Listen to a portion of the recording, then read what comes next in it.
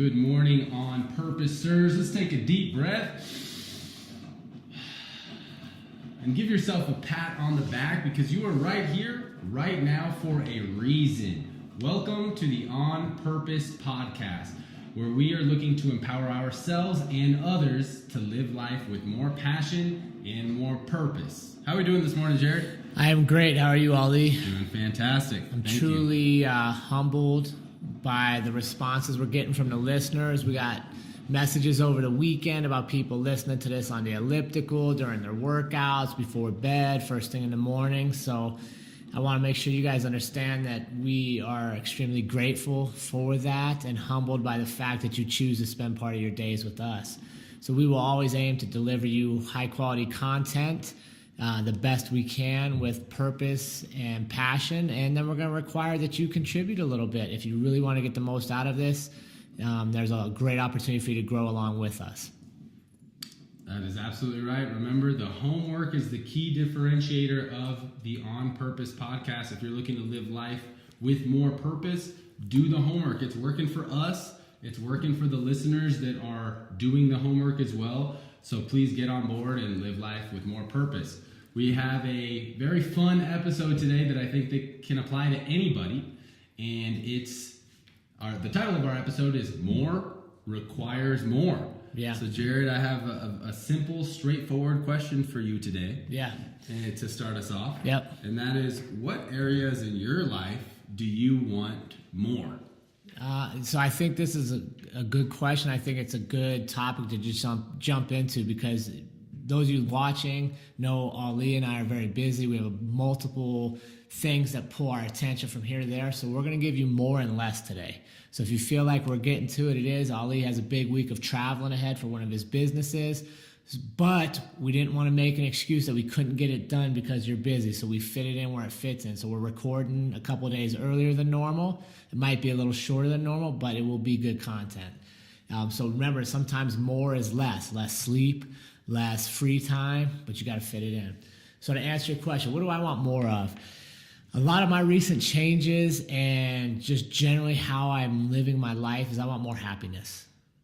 I just want to be happier. And I think too many people externalize that happiness is something the universe gives me or that other people provide me. And I truly believe happiness is a choice that you make every day and where you spend your time, what you're going to do, who you're going to surround yourself with. So every day I seek more happiness out of my days. And that is really, at the end of my day, that's kind of the question I ask before I go to bed is how was my happiness meter today? Did I put myself in positions to be happy? And I think when you look at that purposefully, you can even be happy in the things you don't want to do. Right? I hate cleaning bathrooms. To me, it's like the worst thing I can do all day. But I do it at the gym every day, twice a day. It makes me happy. Why? Because I have a gym to clean bathrooms in. I have people that show up there expecting clean bathrooms. So that makes me happy to meet their needs, and it's fulfilling my needs. So it's kind of a goofy example, but I like it. So Jerrod, you said you want more happiness, and that happiness is a choice. So for you, does that mean that you just need to cultivate the habit of choosing happiness more often? I think you cultivate the habit of looking for happiness. Okay. But then you also have to follow up with the actions that create happiness. So I can wake up all day and say I want to be happy. But if I'm in relationships that make me miserable, I'm doing a job that makes me miserable, I'm doing things that I don't want to be doing just because somebody else expects me to do them, or it's become what I've done for my whole life, so I continue to do them, then you're probably not going to be happy. However, if you look for happiness and then seek ways to become happy doing it, I think it follows through because now your actions are meeting what your intentions are. So for me, a big thing was retiring from police work. Right? It was a point in my life where I just knew there had to be more for me. I knew there had to be more that I was capable of doing and that I wanted to do. And I had to leave that environment to find more happiness elsewhere. So what does it mean? It means less security, less health benefits, a lot of less tangible things, but what do I get? I get much more internal happiness spending my days doing stuff like this instead of having to be somewhere else because somebody else wants me there. So I think you can choose happiness, and I think it's great, but I think, I'm picturing in my head the people standing in front of the mirror saying, I'm happy, but then they leave and their actions don't match what they're trying to intend. So I think you have to act. So quite honestly, you have to know what makes you happy. Yeah. To me, coaching people, giving information, sharing experiences, learning from each other makes me happy. So how do I find more happiness? I do more of that.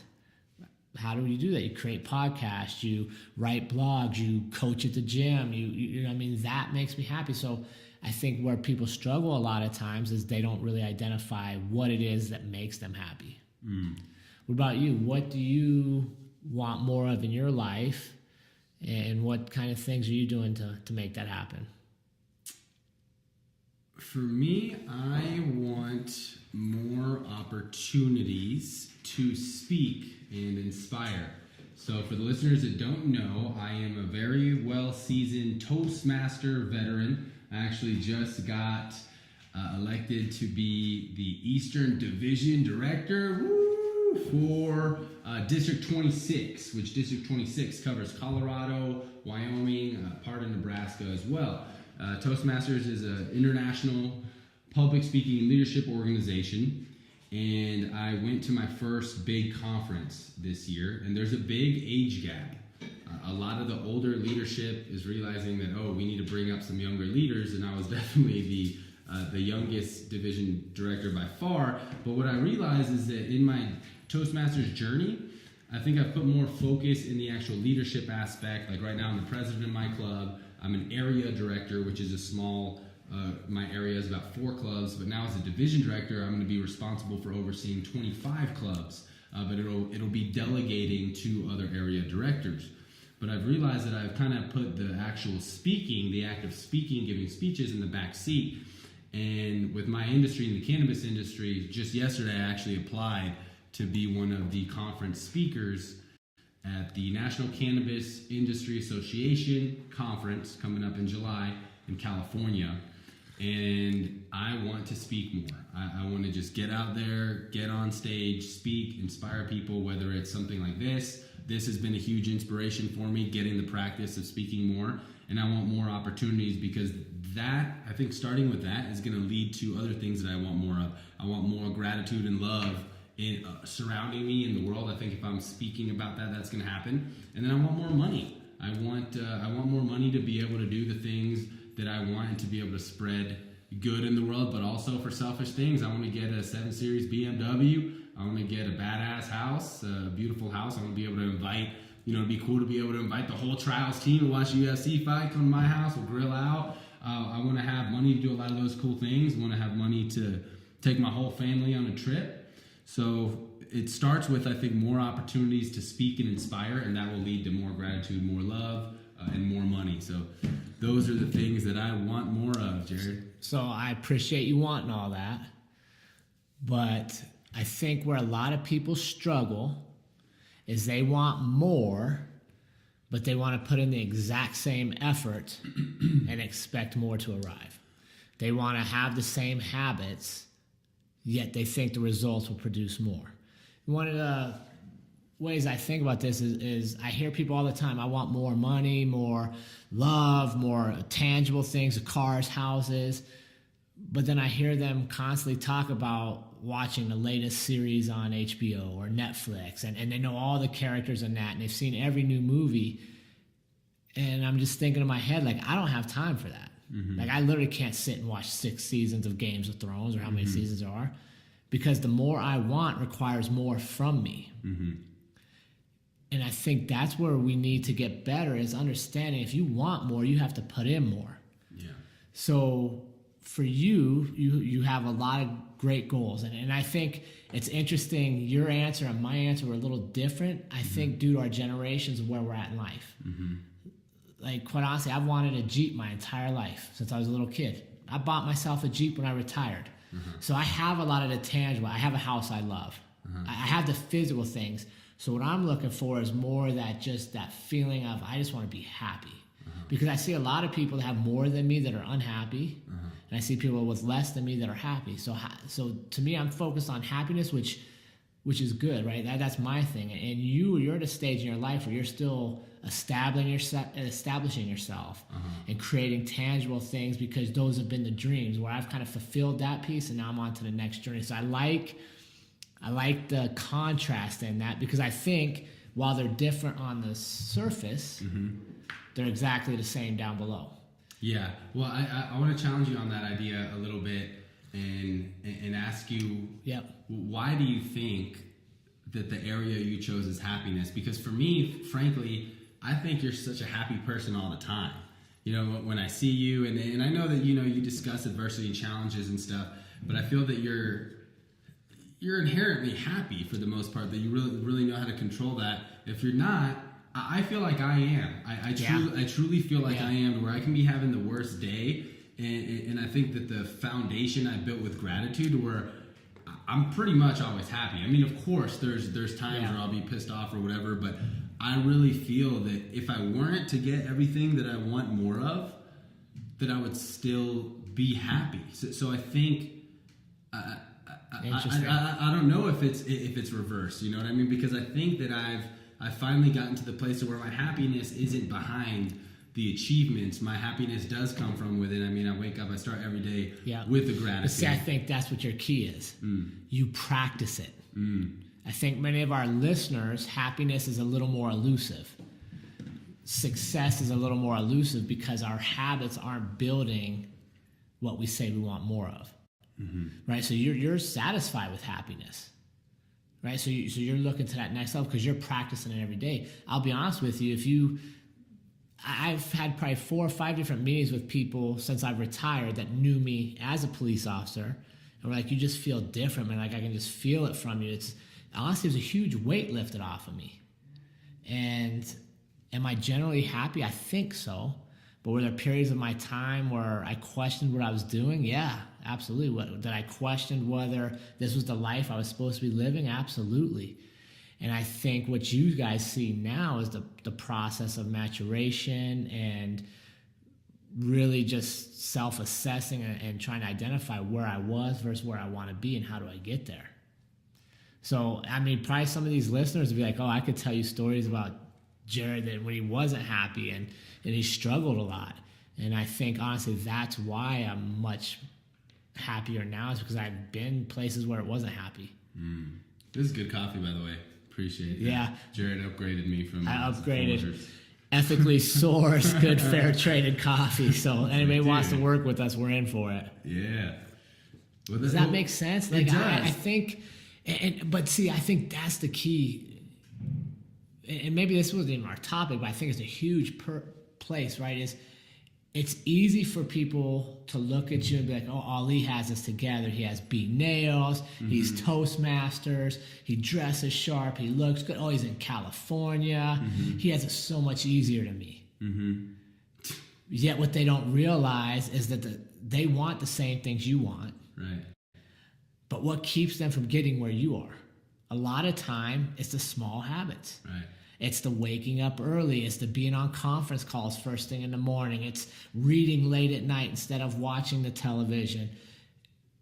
And it's easy to say, oh, you look happy, you seem happy all the time, but you really don't know, like, I have to choose that. Right. I have to reprogram part of my life to be there. And it's so easy for us to look at somebody else and think their road to where they're at is easier than ours, when the reality is it's probably as difficult, if not more difficult. They're just making better choices. Yeah. And they're doing smarter things with their time, because all of us wake up, well, maybe not when we wake up, all of us are granted 24 hours a day.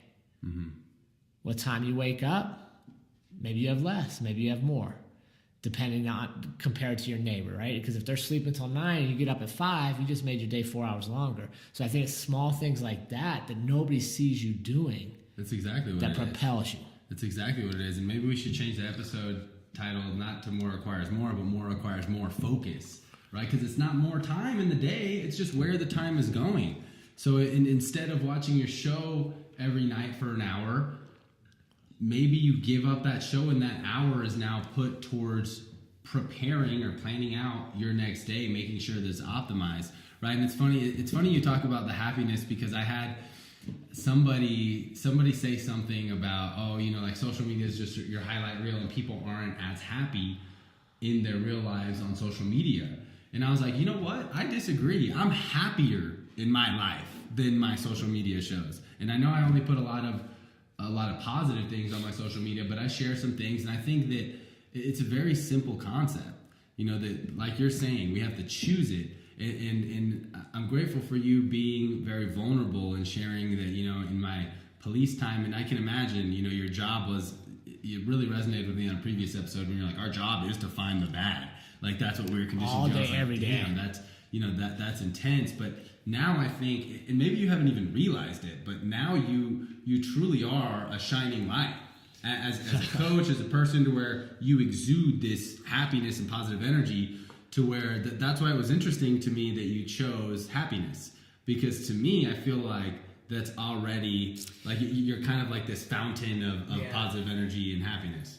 Yeah, that's interesting. And as you say it, one, I appreciate those words, but I also think back to why I chose happiness, and you're probing deeper made me think deeper. And I guess here's where I'd go to. Since my 20s, I've had a great career. I had a steady salary, more money than I ever thought I would make, more than most of my family made. So I've had physical things my whole adult life.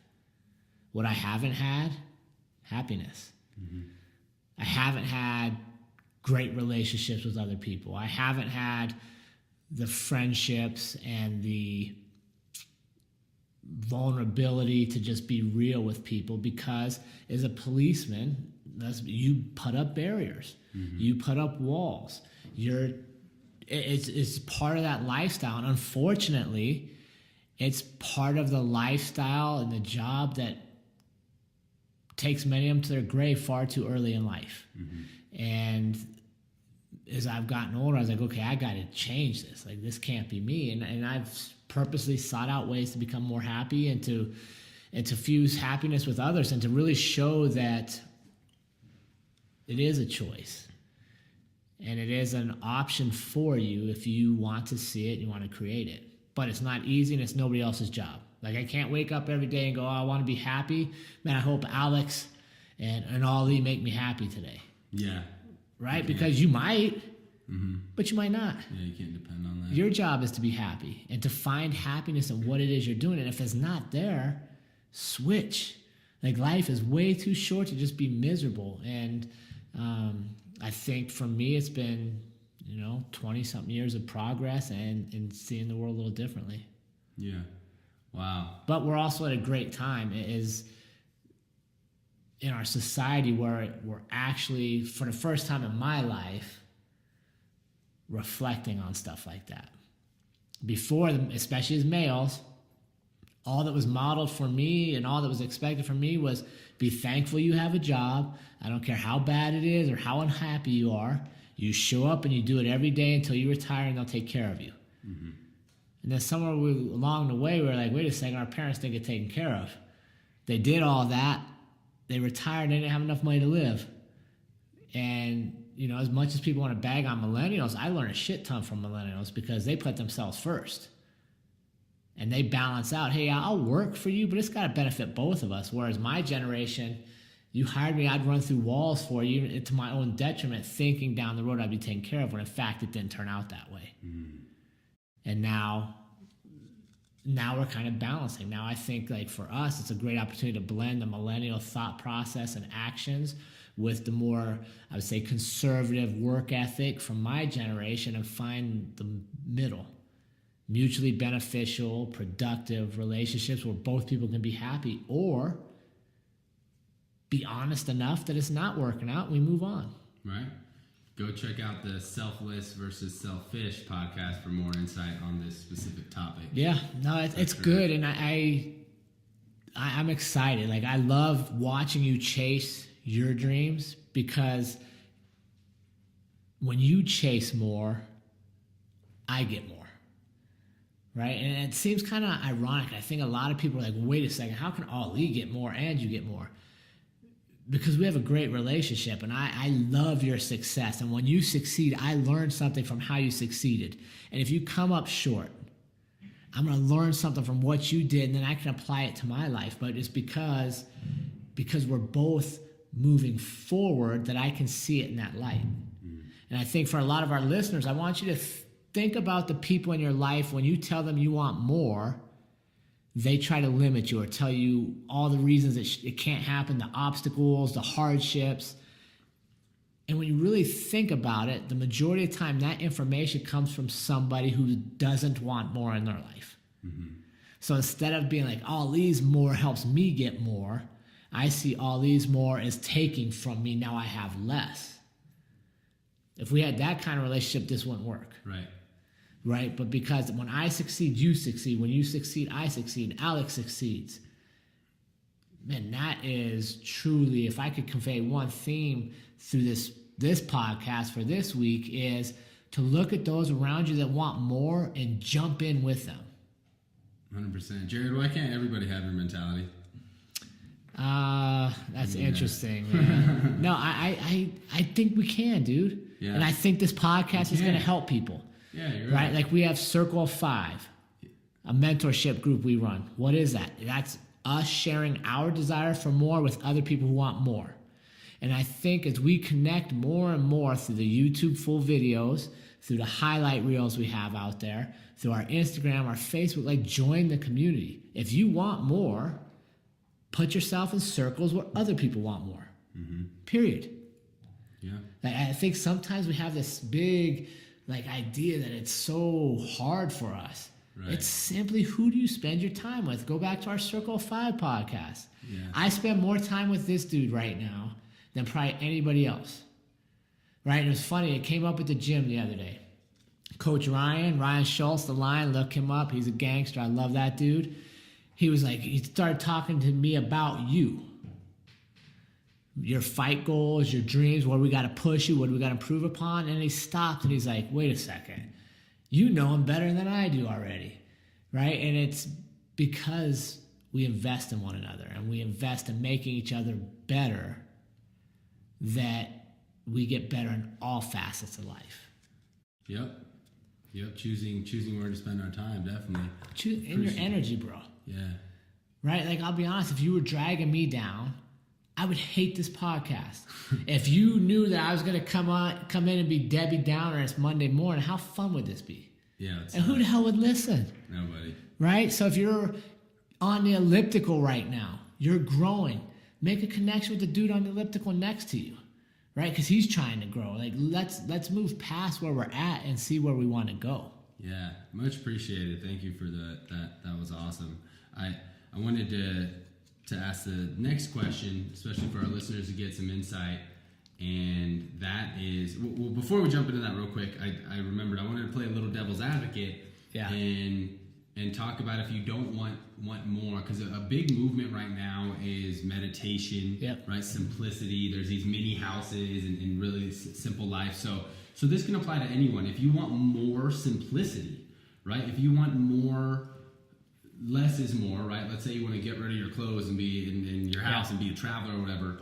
You can also set up to have more of that as well. So I just wanted to put that out there, that this doesn't mean this podcast isn't just for people who want more money, more this, more that, as far as gain, but it can be also gaining more of needing less. Yeah. Right. And I think that starts with gratitude. I heard an awesome speech recently that said gratitude is the antidote to feeling like you don't have enough. Right? We don't have enough time. Because we don't have enough time, we're not making enough money, we don't have enough friends. But if you really focus on being grateful for what you do have, that will make you feel like you have enough and then give you more to be grateful for. So just want to touch on that it's not always about being more. But if you do want more of whatever it is, Jerrod, for you, for happiness, what are you willing to do? What are you willing to sacrifice? What work are you willing to get done in order to get more of that? I think first off, I'm willing to limit who's around me. And if you're negative, if you're a person that isn't seeking more, whatever it is in your life, you're not positive, you're not moving forward, then we don't spend a ton of time together. So I think that's good, right? Limiting and knowing who's around me. I'm willing to sacrifice a lot, leaving the career field. I gave up guaranteed pay, guaranteed benefits. Yeah, I could have easily done that job another 10 to 15 years. Roughly, that's about $1.5 million on the table, but it wasn't happiness. So I walked away from it.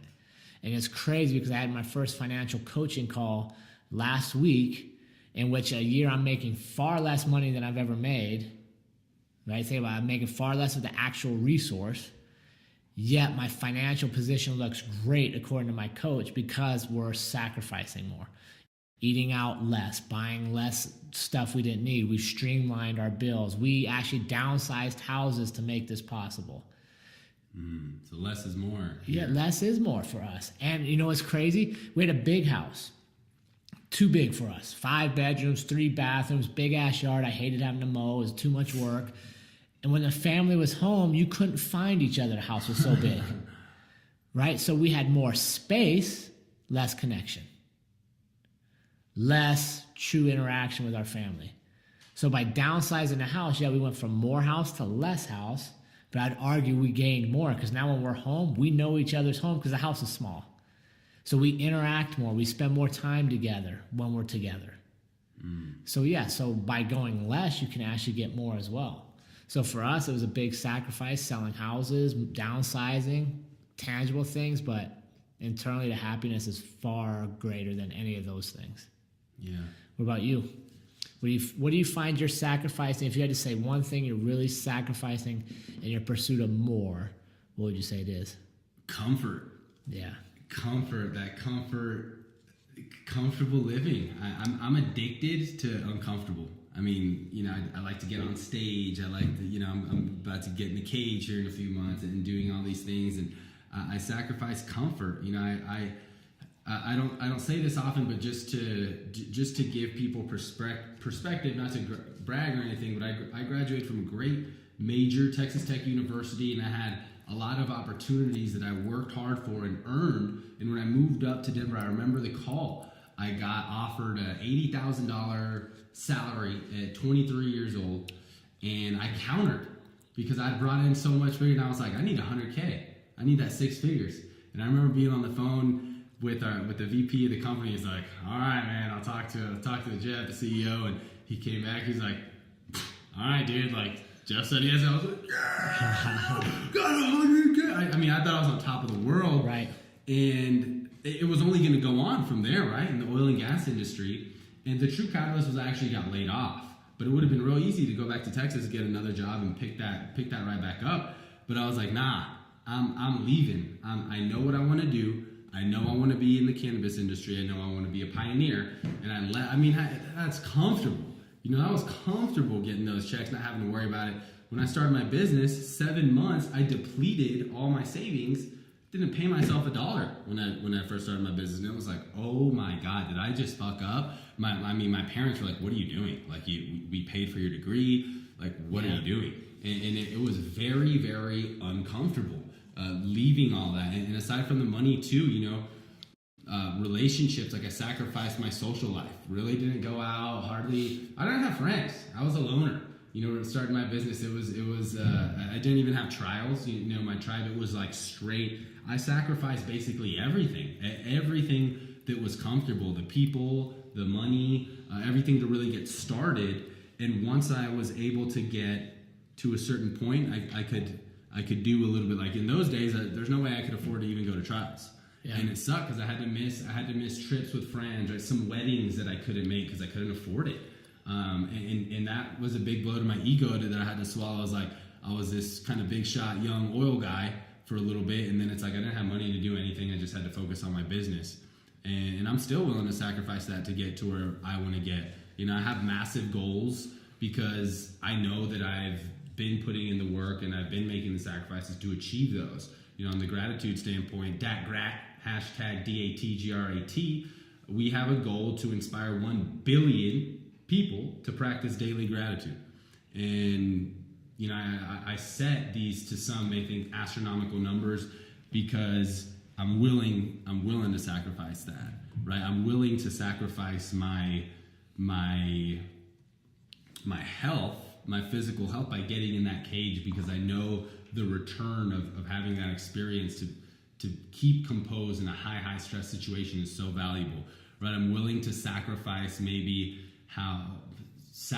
looking stupid or looking silly by getting up on stage and giving a speech, doing things like that. So I'm willing to sacrifice a lot. Yeah, and I think your perspective is right on, and something we need to share is you're not looking for immediate ROI on this.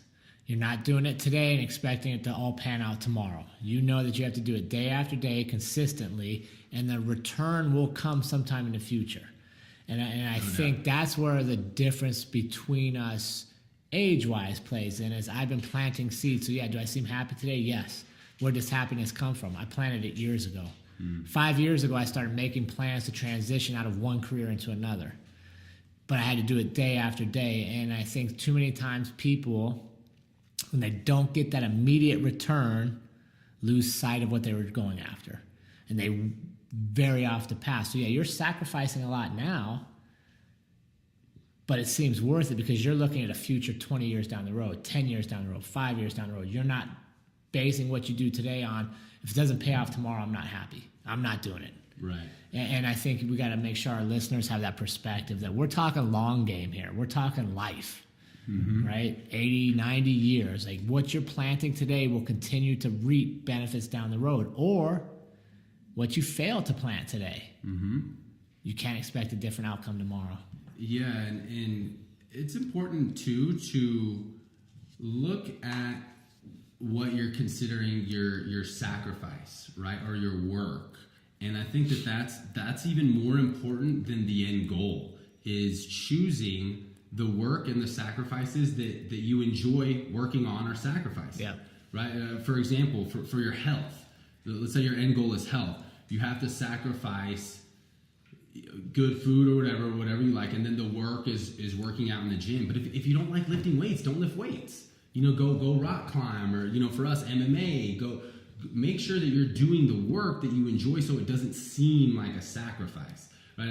I think that sometimes we get too deep into thinking that it's this huge sacrifice, and I'm doing that. No, frankly, I love my long days in here. I love the tedious work. Yeah, obviously sometimes it's like but because I know what the end goal is, and because I know like it's part of the work, I enjoy it. I enjoy going and networking with people. Yeah, there's some things I don't like, the analytics reports and some of the more tedious work that I have to do, but I can find small parts of that work that I still do enjoy. Sure. So kind of like you were saying, like choosing, like your bathrooms. Yeah. Choosing happiness even in the tasks of what may seem like a sacrifice. If that makes sense. No, 100%. And having perspective that you're planting seeds for many years down the road. Right. Good. Investing long term. Well, I hope you guys understand what we're after in this one, and that's that if you want more, and I don't care what your more is in life, it doesn't have to be the same as ours, you have to be willing to do more. It's just a fact of life, right? You can't get more out of life by putting less in. And even if you win the lottery, say by God you win, you're that one person that wins the lottery. Look at the stats on the lottery winners that are bankrupt, that are suicidal, that are unhappy. Why? Because they didn't do any work for it. Right? You will genuinely enjoy and like what you work for far more than what you happen to stumble into. 100%. So let's spend this next week looking for what we want more of in our lives and thinking about what kind of sacrifices that more is going to have to take. Yep. All right, so we're going to wrap this one up a little quicker than normal because my man Ali's got to get hitting the road. So I think that is the homework, right?